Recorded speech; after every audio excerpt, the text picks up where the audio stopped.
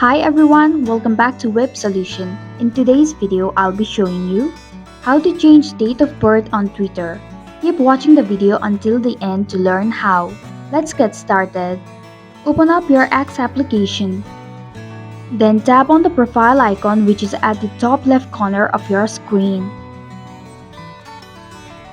Then tap on Profile. Then tap on Edit Profile. From this page, you can easily change your profile information. To change your date of birth, simply tap on Date of Birth.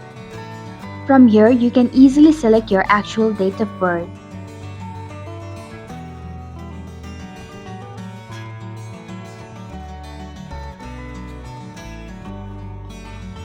Once you are done, tap on Continue. And this is how you can change your date of birth on Twitter. I hope this video was helpful to you. If it was, please give us a thumbs up. If you have any questions or feedback, please leave a comment in the section below. Don't forget to subscribe to our channel for more updates and click the bell icon to receive notification whenever we post a new video. We'll be back soon with a new video. Thank you for watching.